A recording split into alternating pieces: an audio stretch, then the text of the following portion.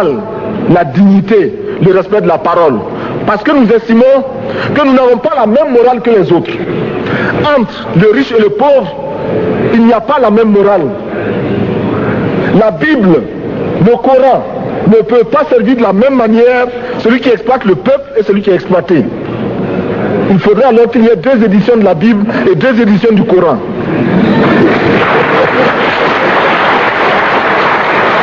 Nous ne pouvons pas accepter qu'on nous parle de dignité. Nous ne pouvons pas accepter que l'on nous parle de mérite de ceux qui payent et de perte de confiance vis-à-vis de ceux qui ne paieraient pas. Nous devons au contraire dire que c'est normal aujourd'hui. Nous devons au contraire reconnaître que les plus grands voleurs sont les plus riches. Un pauvre, quand il vole, ne commet qu'un larcin ou une peccadille, tout juste pour survivre par nécessité. Les riches, ce sont eux qui volent le fisc, les douanes et qui exploitent le peuple. Monsieur le Président, ma proposition ne vise pas simplement à provoquer ou à faire du spectacle. Je voudrais dire ce que chacun de nous pense et souhaite. Qui ici ne souhaite pas que la dette soit purement et simplement effacée? Celui qui ne le souhaite pas, il peut sortir, prendre son avion et aller tout de suite à la Banque mondiale payer. Tous nous souhaitons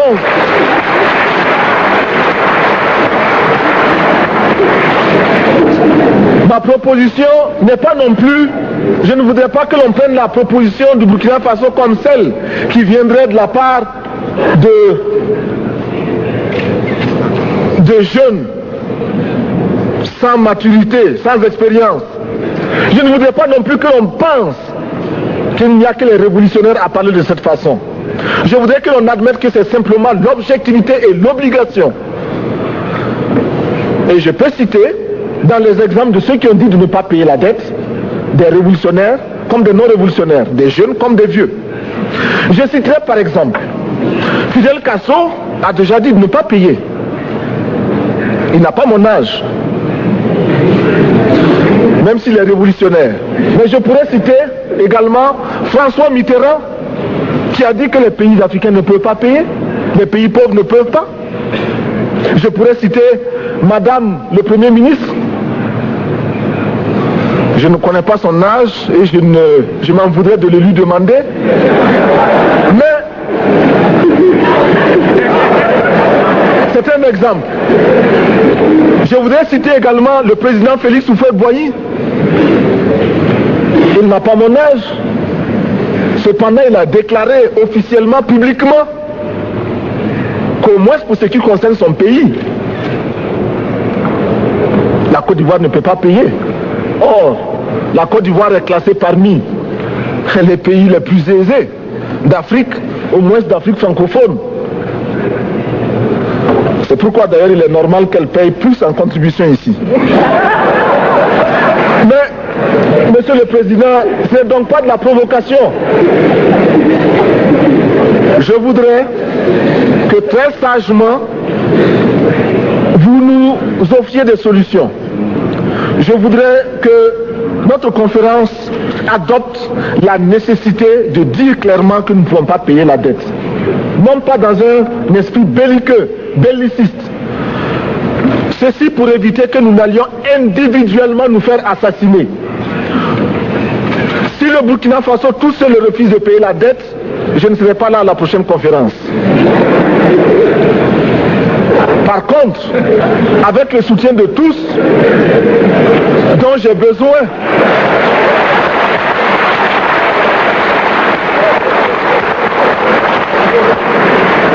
avec le soutien de tous, nous pourrons éviter de payer. Et en évitant de payer, nous pourrons à notre développement. Et je voudrais terminer en disant, chaque fois qu'un pays africain achète une arme, c'est contre un Africain. Ce n'est pas contre un Européen. Ce n'est pas contre un Asiatique. C'est contre un Africain. Par conséquent, nous devons également, dans la lancée de la résolution de la question de la dette, trouver une solution au problème de l'armement. Je suis militaire et je porte une arme. Mais Monsieur le Président, je voudrais que nous nous désarmions. Parce que moi, je porte l'unique arme que je possède et d'autres ont camouflé les armes qu'ils ont.